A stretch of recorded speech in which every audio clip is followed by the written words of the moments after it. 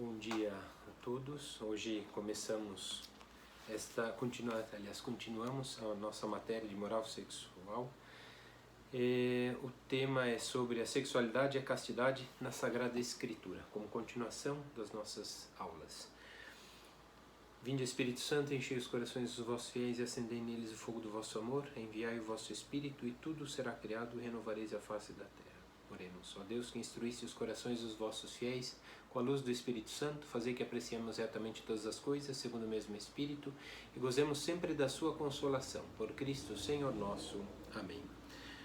A primeira coisa, quando falamos de moral sexual, e principalmente na Sagrada Escritura, começa tudo ali no livro do Gênesis, logo no início, nos primeiros livros, em todos os livros canônicos.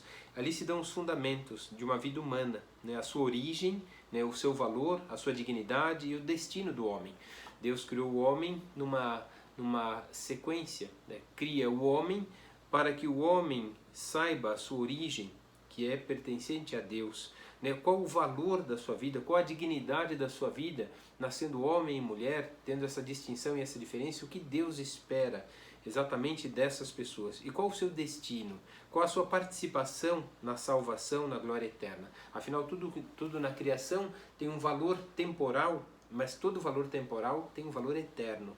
E Nosso Senhor nos chama exatamente ao cumprimento dessas coisas. Portanto, a pessoa corpo, a pessoa corporal e o corpo pessoal, é a imagem do interlocutor com Deus. Então Deus o criou com uma limitação, mas essa limitação é própria do homem para dar glórias a Deus.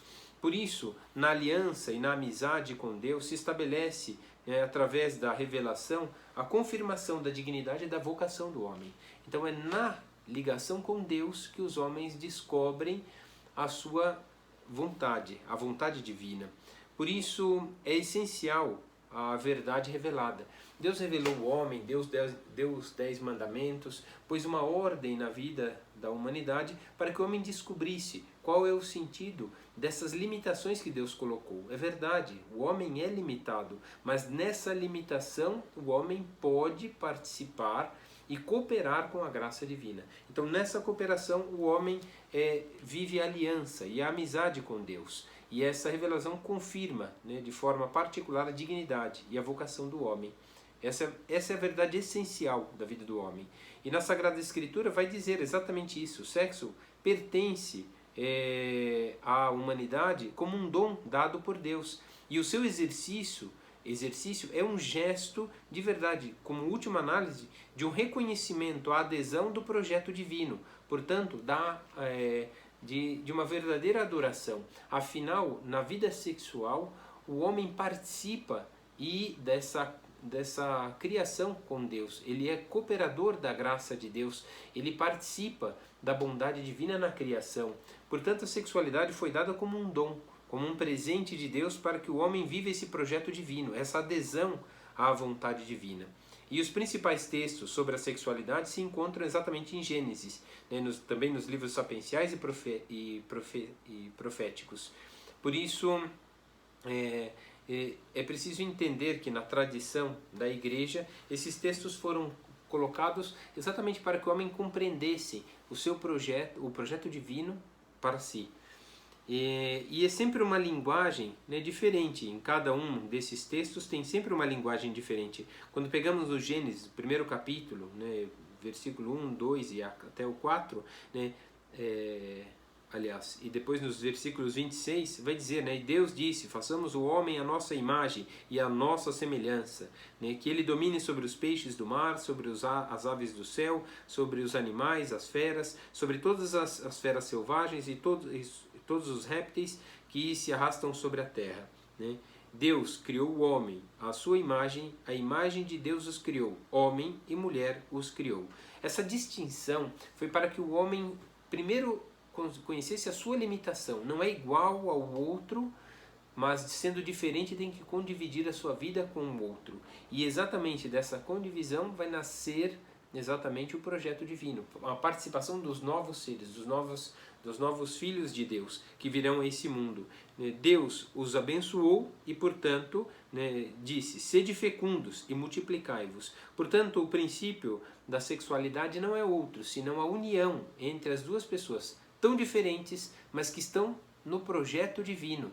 E nessa união, a multiplicação. Multiplicação seria, ou seja, fazer com que outros participem do próprio dom que Deus lhe deu, que é a própria vida. Então a minha vida, com a vida do cônjuge, exatamente vai fazer com que nos filhos todos sejam agraciados. Os filhos pela bênção de Deus, sendo uma bênção de Deus para o casal, e o casal vivendo essa bênção como o filho sendo um presente, mas sendo parte do amor deles, dessa união. Portanto, a união e a procriação sempre foi o projeto divino, para que o homem viva a imagem de Deus. Na complementaridade, o homem vive essa imagem de Deus, participa da criação, participa da perpetuação da espécie humana.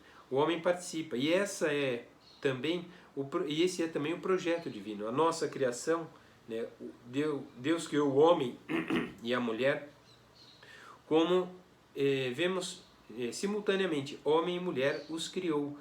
A imagem de Deus os criou. Os dois possuem a imagem de Deus. Portanto, uma imagem de Deus que é partilhada entre os dois. E essa imagem divina é participada ao mesmo tempo e ao mesmo nível e ao mesmo grau, tanto pelo homem quanto pela mulher.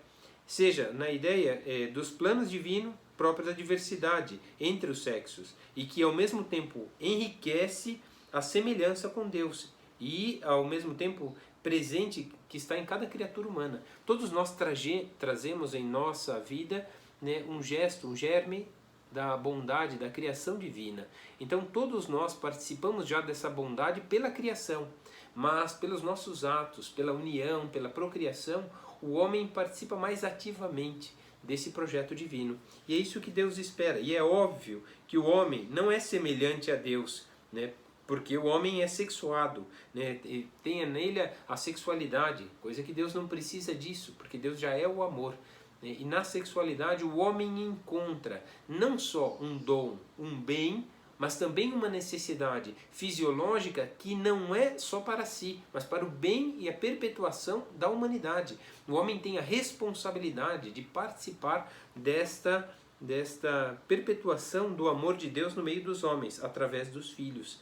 E por isso significa que uma pessoa possui a faculdade espiritual necessária para compreender e para responder à bondade divina. Na sexualidade que é dada à humanidade, o homem participa dessa bondade. Isso já foi revelado logo no começo, no livro do Gênesis. E nos outros livros é ainda acrescentado as diferenças entre a sexualidade, que pertence a uma ordem da criação. Sede fecundos e multiplicai-vos. Essa é uma ordem da procriação. Até porque, por causa dos órgãos genitais e da fisiologia e da própria vida humana, um precisa do outro, exatamente para que nasçam os novos filhos. Nós precisamos dos nossos pais para vir a esse mundo. E eles foram participantes da bondade divina, e nós somos como para eles um dom e ao mesmo tempo a perpetuação de suas vidas. Não que vivemos a vida deles, mas vivemos a nossa vida. E trazemos também na nossa genética o traço de um e do outro, e também da bondade divina. Trazemos a imagem e a semelhança quando cumprimos bem a ordem da criação. Portanto, a procriação e a criação são dois conceitos análogos. Quando Deus criou exatamente com essas limitações, homem e mulher, que são limitados, não são perfeitos, todo humano é limitado, mas nessa limitação se complementam. E Deus quis que fosse assim para que um precisasse do outro, onde dois estiverem em meu nome, 2 ou 3 em oração, e ali estarei. Mas também na vida matrimonial, na vida sacramental de união e procriação, Deus está ali entre aqueles dois para viver o amor. Exatamente esse amor é o projeto divino, tanto que tem o livro 3 para casar, do cardeal Fulton Sheen, né, que está em processo de beatificação, ele diz exatamente assim, entre o homem e a mulher existe ali a ação divina. Na procriação que haverá de uma sexualidade ligada aos dois, né, dessa sexualidade, de uma pertença de um ou outro na unidade, haverá uma participação na criação, com a procriação. A procriação é exatamente para perpetuar essa bondade divina no meio dos homens, que somos nós. Nós somos um reflexo da bondade divina, a imagem de Deus. E a semelhança se dá quando, de verdade, colocamos em ordem o projeto divino, aceitando as nossas limitações e cooperando com a graça de Deus.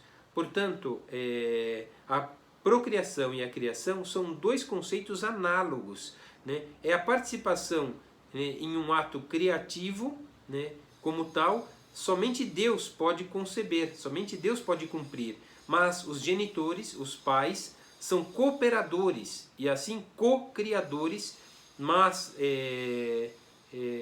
os filhos se tornam um dom do Senhor, né, e um sinal da sua misericórdia. Então Deus continua perpetuando a sua criação na adesão do homem e da mulher, nas suas limitações em viver a união e a procriação. Então eles participam, são cooperadores da graça e da bondade divina. Portanto, nós fazemos parte dessa cooperação através da sexualidade. A sexualidade nos foi dada exatamente para vivermos bem este projeto divino. E esse projeto divino se dá exatamente todos os dias quando as pessoas cumprem a ordem divina, compreendem a sua limitação e compreendem o projeto divino. Quando ouvimos, né, no Gênesis, ainda no Gênesis, entendemos, né, no capítulo 3º, né, e vários temas que são muito importantes, né? O capítulo 3º todo vai dizer: agora o Senhor Deus, né, plasmou o homem do pó, né, criou o homem do pó, né, e soprou sobre o seu nariz, né, e aí, quer dizer, o homem é tirado do Éden, né, criado no jardim do Éden, perdão, é criado no jardim do Éden para formar, né, aquilo que Deus quer, né, e Deus criou o homem e a mulher e os fez com essa diferença, os fez com essa limitação, mas que são dons, limitações que são dons para serem atualizados. Por isso, o homem abandonará seu pai e sua mãe, se unirá à sua mulher, e os dois serão uma só carne. Por que Deus quis isso, que fossem uma só carne? E uma só carne não só na união, mas na procriação. Então o homem fosse só uma só carne, né, um só amor. E isso é o sinal da família, da união plena, exatamente através do matrimônio, né? E essa clareza e profundidade de ordenamento desejado por Deus para o homem culminou na instituição do matrimônio, único, indissolúvel e fecundo. E por que Deus quis isso?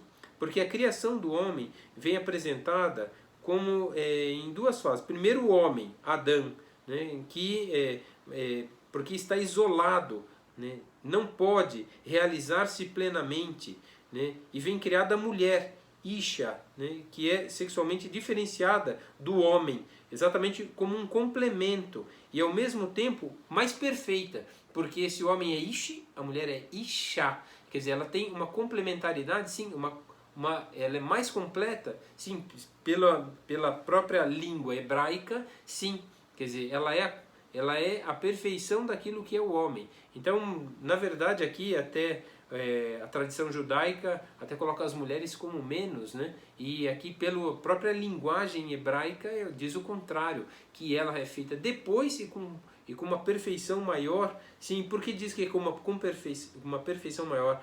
Porque ela é complementar ao homem, com uma possibilidade de ser-lhe uma ajuda, ou seja, o homem precisava da ajuda exatamente da mulher. E esse é o projeto divino, vai culminar numa instituição do matrimônio, único, indissolúvel e fecundo.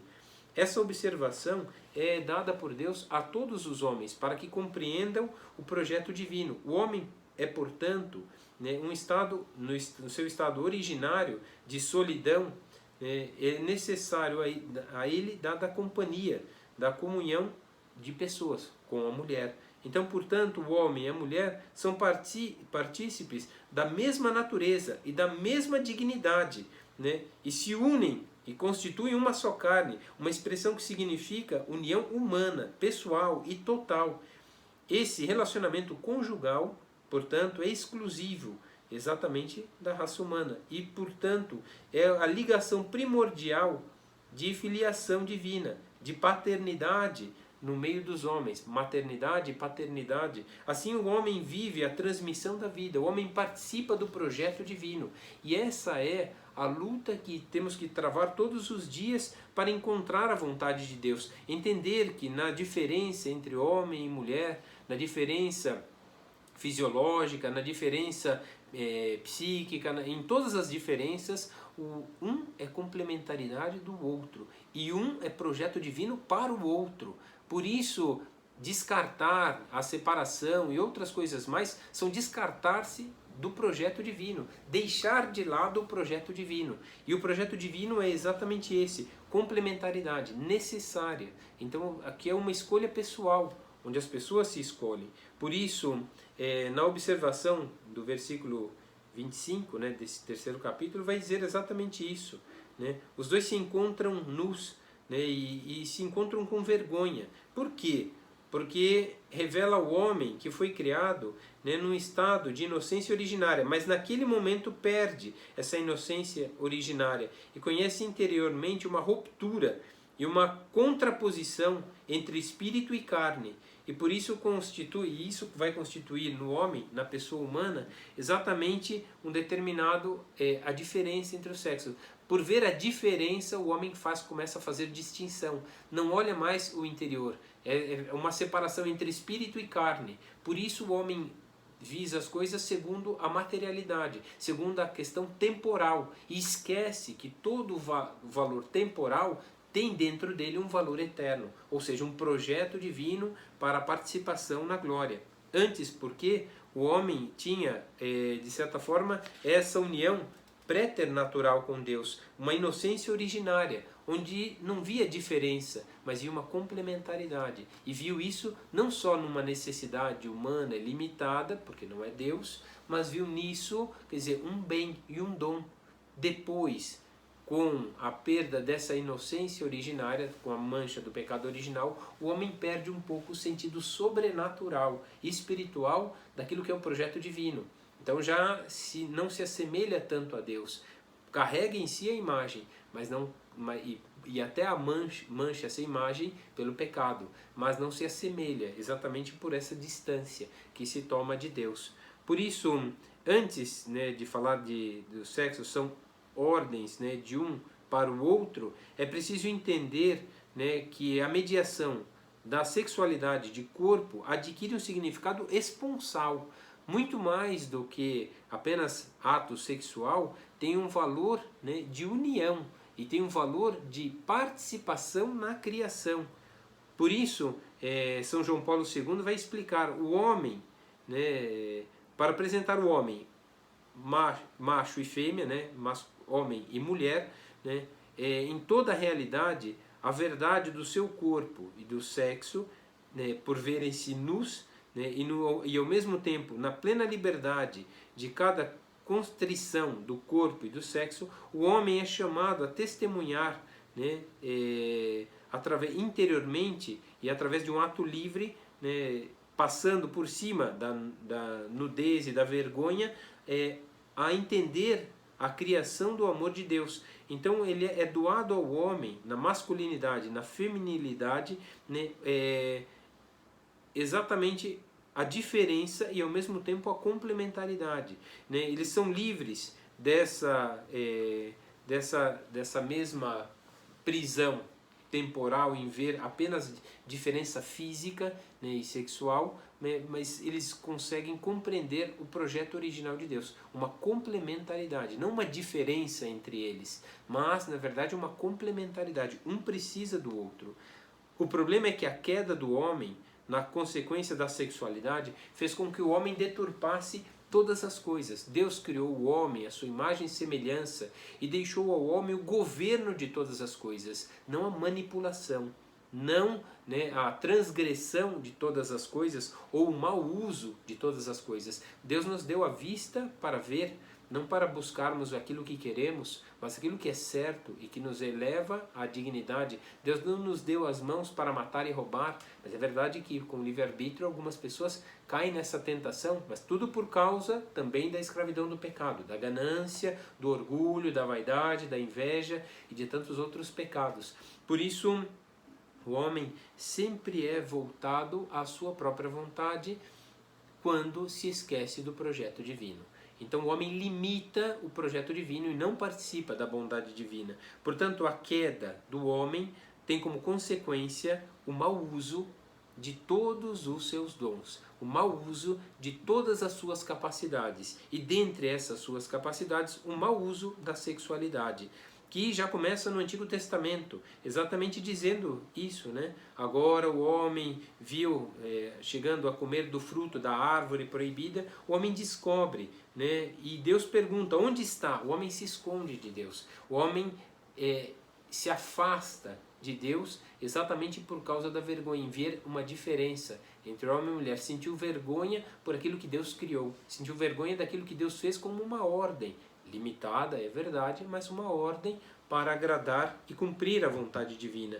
E o homem se esconde, né? E respondeu o homem, né? Eu ouvi os teus passos no jardim e tive medo, porque estou nu e me escondi. O homem se esconde. Muitas vezes o homem esconde os dons de Deus, esconde as suas capacidades exatamente por não aceitar a sua limitação. Mas é na limitação que o homem está no projeto divino. Portanto, o projeto divino começa exatamente nesse momento, né? E quem disse que estavas nu?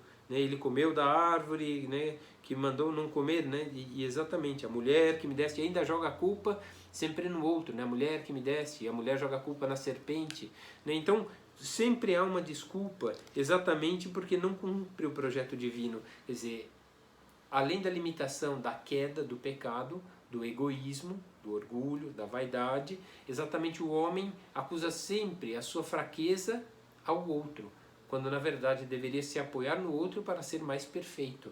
E é exatamente isso que é o projeto divino.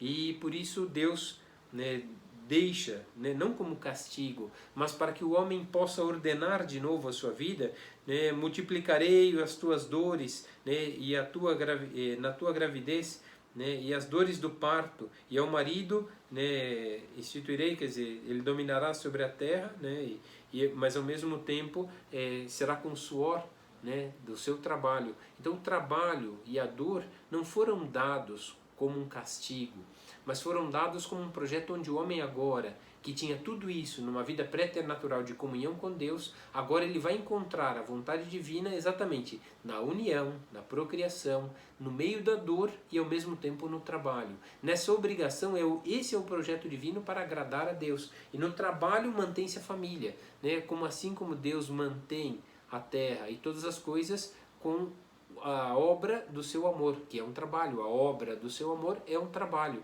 Por isso a ordem do amor que foi criado o mundo é exatamente para que o homem participe agora não só mais na própria vida e na complementaridade, mas também na participação no trabalho e no meio das dores, onde o homem vai encontrar através do amor corrigir a sexualidade, corrigir a ordem do tempo no trabalho e na disposição em cumprir as coisas, e ao mesmo tempo na dor, onde coloca a ordem com o fim e a morte, abre ao homem o caminho da glória dos céus. Portanto, tudo isso é um projeto divino que Deus colocou para o homem. O pecado, né, de desobediência teve o efeito devastador sobre a integridade da pessoa.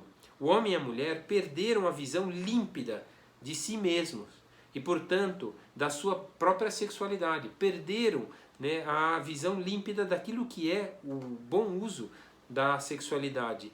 E, por isso, perceberam-se nus. E com isso acontece que sentiram ao mesmo tempo medo, vergonha e uma humilhação, coisa que na verdade não deveriam sentir, porque foram criados para se complementar. E isso é o projeto, o caminho, né, de coerência interior para o homem, né, vencer o medo, a vergonha e a humilhação, né, dessa limitação. Não podem dominar, né, a si próprios, né, corpo e...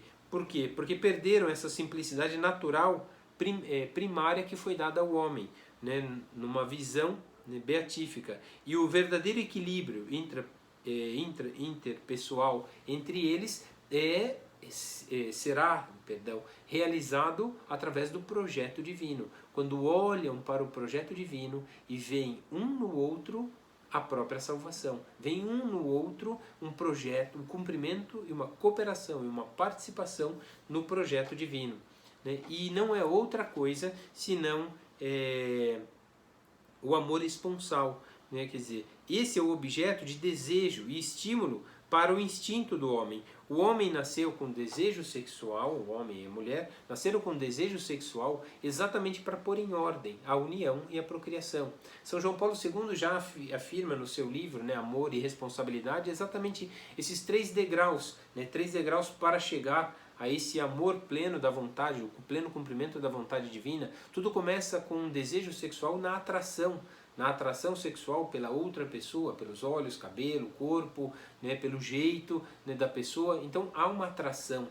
Na atração, a aproximação, e essa aproximação faz com que haja o enamoramento, o conhecimento de um e do outro, dos seus defeitos, das suas qualidades, das suas perfeições, e isso tudo faz com que o homem se enamore da outra pessoa. E o passo maior desse enamoramento é uma necessidade, é o cumprimento da união e da procriação. E essa se dá no amor, exatamente através do matrimônio. O matrimônio é o cumprimento perfeito daquela ordem estabelecida por Deus, para que haja, pela atração e pelo enamoramento, o cumprimento do projeto de união pelo matrimônio e que se realizará nesse perfeito amor.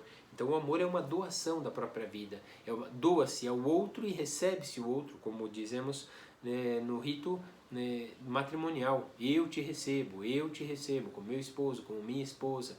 Né, e depois no projeto que exatamente do trabalho e da dor, né, na alegria e na tristeza, na saúde e na doença, todos os dias da nossa vida. E por que faz tudo isso? Para que estejam perfeitamente no projeto divino. Tudo começa com o objeto de desejo. O desejo dado por Deus é uma necessidade para a ordem do mundo. Então é uma ordenação para a perpetuação da sociedade, para a perpetuação da família, para a perpetuação, né, da igreja e do povo de Deus. Portanto, essa desigualdade, segundo a Bíblia, as desigualdades históricas e culturais entre os sexos não formam parte do projeto criativo, mas foi tudo invenção humana. Quer dizer, toda a degradação da diferença entre homem e mulher não é um projeto divino. Ah, mas o homem foi criado primeiro e depois a mulher. Sim, temporariamente, pela Sagrada Escritura, sim, mas foram criados, homem e mulher, Deus os criou. Quer dizer, Deus os criou com uma perfeição, com uma complementaridade. Segundo a Bíblia, a desigualdade histórica e cultural entre o homem e a mulher, entre os sexos, essa diferença, não se formam parte do projeto criativo de Deus, mas são inaturais, é uma consequência do pecado. Por causa do pecado, por causa do mau uso dos dons de Deus, é que se usou o mal até a própria sexualidade. Então começa a se usar a sexualidade também como um instrumento de prazer e não mais de ordem à união e à procriação. Então, portanto, começa aqui exatamente o grave problema. E vamos ver que no plano da redenção, portanto, o término de Cristo contempla a recuperação originária do significado do corpo e da sexualidade, através da refundação do matrimônio e da dignificação da mulher. Tanto é que, quando naquele diálogo pergunta a Nosso Senhor, né, se é possível dar carta de libelo à mulher, né, para que o homem fique livre daquele matrimônio, Nosso Senhor corrige. Deus criou o homem e a mulher à sua imagem e semelhança. Homem e mulher os criou exatamente para que vivessem, né? Aquilo que Deus uniu, o homem não separe.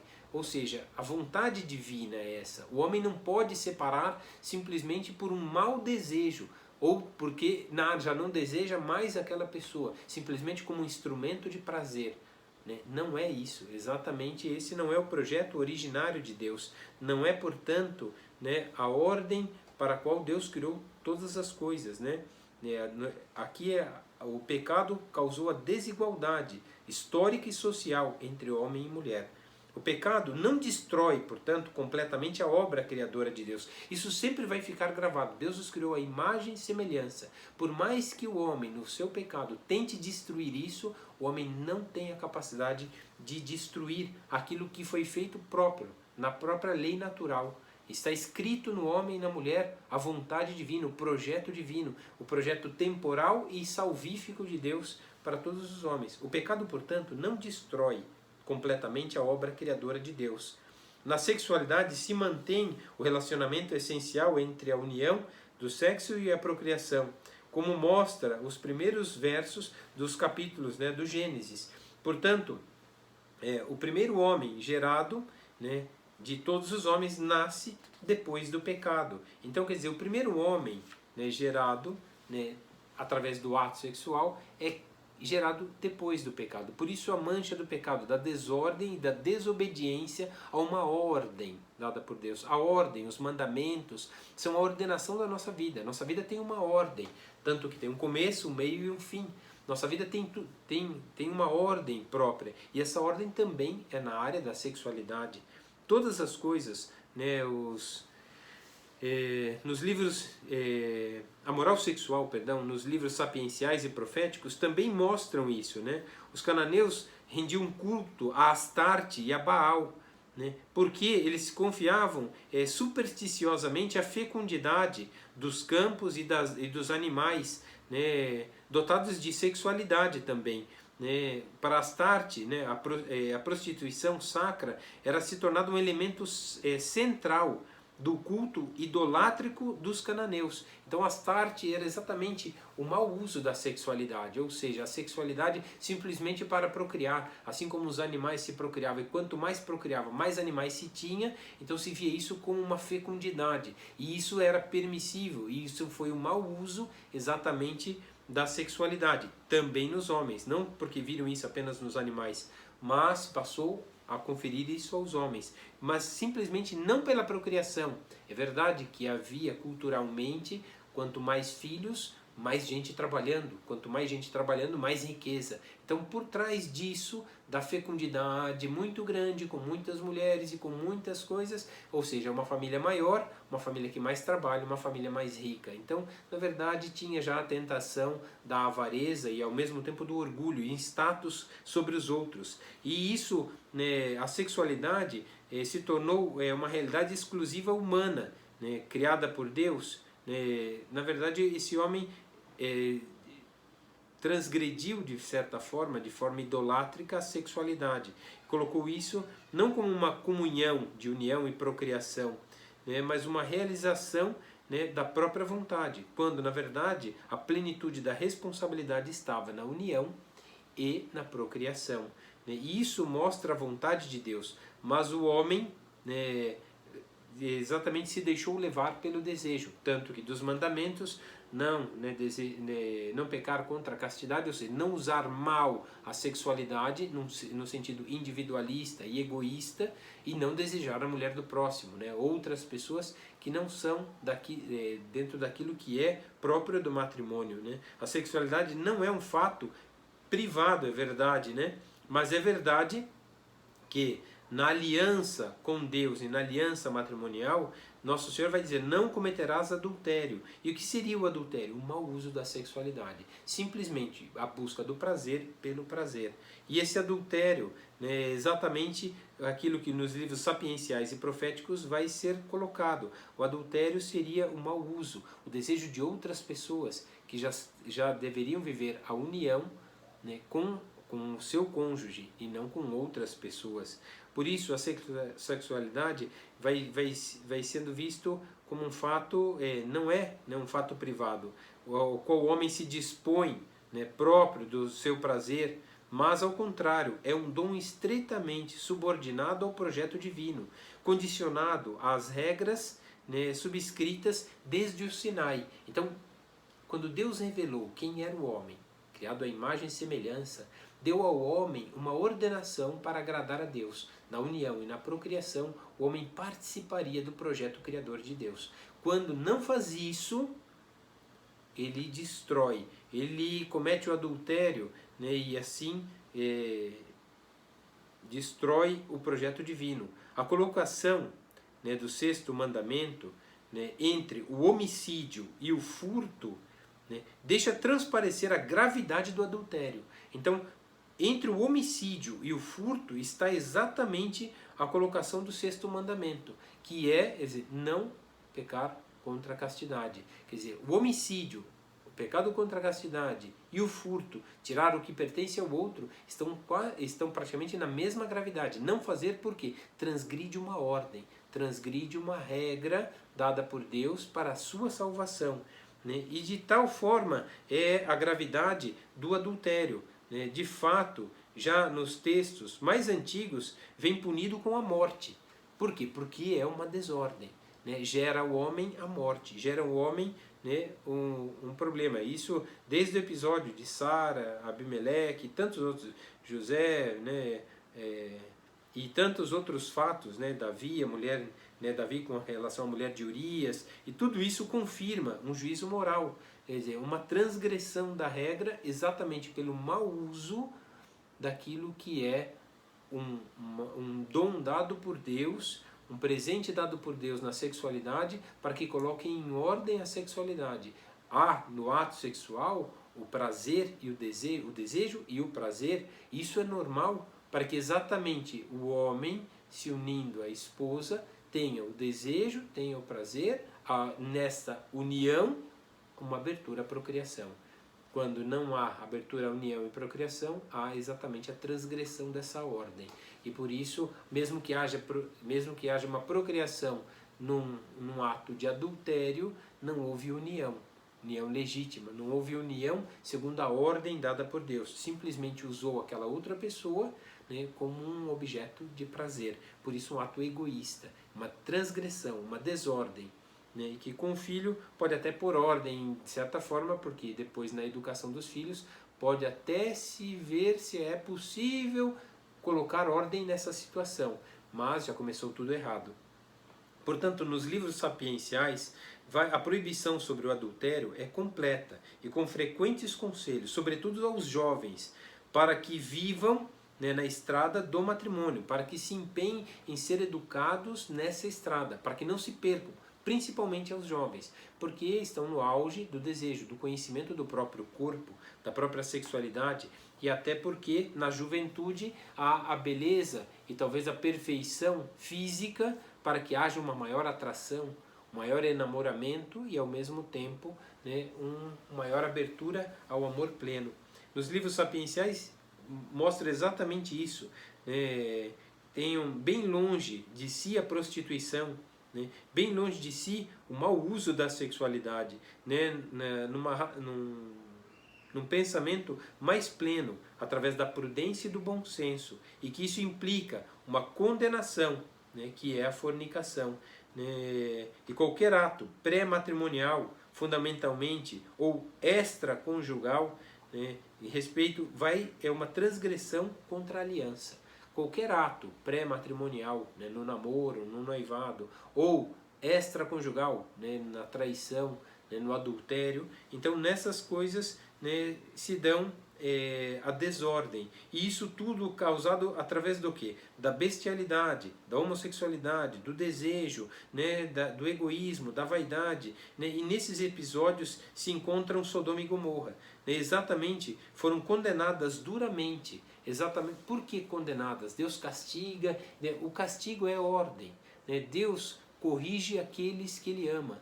Por isso todo castigo, né, que a palavra castigo vem da palavra castigar. O que é? Vem da palavra castidade, né? Então o que é o castigo? É por ordem, naquele dom que Deus deu. Então todo castigo é por ordem. Quando alguém transgride uma regra, se dá um castigo. Qual é o castigo? Pôr em ordem a regra. Voltar à regra e pôr em ordem aquilo que se faz. O Antigo Testamento, portanto, vem cheio de histórias belíssimas sobre o amor humano, né, sobre as desordens, mas também vem sobre relacionamentos tão bonitos, sinceros e que põem ordem, né? Isaac e Rebeca, Jacó e Raquel, Tobias e Sara, tantos relatos quase que impossíveis de se viver, mas que houve ali uma fidelidade, um amor, uma ordenação dos sentimentos, da vontade, dos desejos, né? E a ordem exatamente da união e da procriação. Tantos valores bonitos dentre aqueles outros exemplos errados. E a igreja vem exatamente, Deus vem para corrigir, né? Para que haja de verdade, né?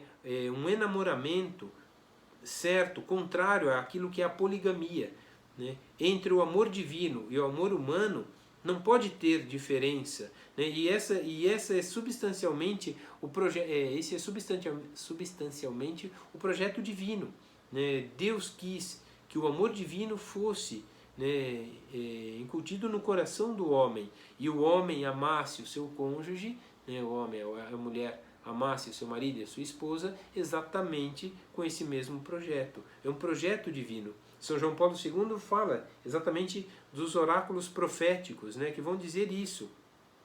Seja em Isaías, Oséias, Ezequiel, né, Deus é um Deus da aliança, ou seja, de união, né, entre os esposos, né, e o amor com Ele, né, é de verdade, esse amor com Ele é o princípio do amor de todo Israel. O amor a Deus, a fidelidade a Deus, não abandonar, é o mesmo projeto divino, né, no amor esponsal dos cônjuges. E esse é o projeto, não abandonar aquilo que Deus colocou como caminho de salvação, como ordem para a vida eterna. A infidelidade do povo eleito vem considerada como um pecado de adultério e, portanto, uma ruptura, né, com aquele pacto estreitíssimo para com Deus. E comunhão entre homem e mulher também vem, né? Vem também agora como grave, né? De uma ingratidão e de uma negação do dom divino. Então, todo ato contra, né, o projeto divino, que é o matrimônio, ou seja, o adultério, é na verdade uma ingratidão e uma negação do dom divino, onde o homem nega o dom divino e usa mal um dom que Deus deu. Portanto, a intenção do autor sagrado, né, da vontade divina, é colocar em relevo, sobretudo, a fidelidade de Deus. Deus não abandona o seu povo, até mesmo quando o povo se mostrou infiel. Deus não abandona o povo, né, mas, né, com alegorias matrimoniais, ele ilumina em profundidade o significado desta união conjugal. E, sobretudo, para que o homem conheça profundamente e totalmente a consumação das pessoas. Estão exatamente na ligação entre as pessoas, entre a ajuda mútua entre os dois. Se a graça, né, a graça à revelação, né, o povo hebreu manteve-se num nível moral muito mais elevado, né, como nação vizinha. Então, a graça de Deus e a revelação, estando na graça de Deus e na revelação divina, ou seja, na obediência a essa ordem, o povo manteve-se com um nível moral sempre elevado com relação às nações vizinhas. E isso causou também muita perseguição, porque era contra os deuses, né? Astarte, Baal, que era contra os deuses, ou seja, da prostituição, né? Como a gente viveu há pouco tempo atrás, né? Na Praça São Pedro apresentaram, né, tanto a Pachamama quanto aquele outro deus que eu não sei, que apresentaram, que levaram só uma imagem daquela e 7 da outra, né, quase que uma poligamia. 7 imagens da Pachamama e uma daquele que é um deus da fertilidade, que é com pênis enorme, né? Então, exatamente para mostrar, quer dizer, maior do que a própria estrutura da imagem. Então, exatamente para mostrar quase que uma volta a Astarte e Baal, né? Quer dizer, o culto, ou seja, a desordem da sexualidade, coisa que o nosso Papa vem exatamente lutando contra, né, contra esses problemas morais dentro da igreja, nessas coisas que são escândalos, né, que ferem e mancham a igreja de Deus, ferem e mancham a esposa de Cristo, exatamente as infidelidades, né, principalmente dentro do clero, dentro da vida religiosa. Isso tudo é de verdade uma transgressão, né, à graça da revelação que foi dada ao homem. O exemplo, por exemplo, do divórcio, do concubinato, da disparidade de direitos entre homem e mulher, tudo isso é, na verdade, uma transgressão, uma imperfeição do nível de legalização daquilo que é o comportamento perfeito do homem. Quer dizer, o mau exemplo, né, do divórcio, do concubinato e da diferença entre homem e mulher, né, isso tudo é uma desordem. E o Papa João Paulo II fala exatamente desses conceitos. O adultério frequentemente significa só uma posse da mulher do outro, né, como uma malícia, e se reduz a uma infração do direito de propriedade do outro, ou seja, aquilo que se reguarda aquilo que é próprio da lei divina, né, e por isso é uma contradição com a doutrina desde Gênesis até Cristo, quer dizer, é uma negação de tudo isso.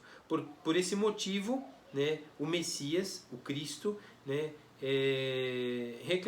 reclamará, né, e chamará que desde o princípio não foi assim. Quer dizer, desde o princípio foi assim. O homem é que transgrediu aquilo que Deus criou como princípio, como próprio da ordem estabelecida na criação. Criou o homem e mulher, os criou a sua imagem e semelhança. Por isso, qualquer coisa contrária vai exatamente contra o amor de Deus. O ensinamento de Cristo Jesus, né, no Evangelho, proclama exatamente o senhorio de Jesus, com toda a sua vida, com todo o seu ensinamento.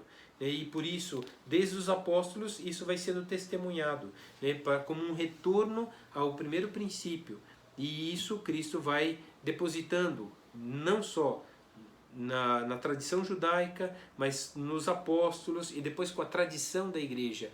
E a Sagrada Escritura e o magistério, Deus consegue colocar em ordem o projeto divino, mas é preciso que o homem participe, primeiro pela obediência, depois pela adesão, e nessa adesão a união e a procriação são uma participação e um bem na vontade divina. A nova vida da caridade, a nova lei dada aos homens é a perfeita caridade, o perfeito amor, e se revela no coração do homem, né, exatamente através dessa tradição, e viver bem a sexualidade. No que reguarda, no que diz respeito à sexualidade, a doutrina de Cristo se move, para assim dizer, num duplo binário, né, entre a confirmação daquilo que estabeleceu desde o princípio e contemporaneamente, né, a sua realização em vista da escatologia. Então não só foi criado desde o princípio, mas é um projeto de escatologia, é um projeto final, criado do princípio ao fim. Quer dizer, esse é o projeto divino que o homem não pode deturpar na criação. Deu ao homem um dom, e a moralidade nos atos sexuais, né, a moralidade, né, é uma condição desejada por Deus na criação, desde Gênesis até o fim. Essa é a vontade de Deus, né, na condição futura, né, na parousia, né, onde o matrimônio será cessado, né, de existir, não existirá na parousia, mas de fato esse é um projeto, até que a morte os separe.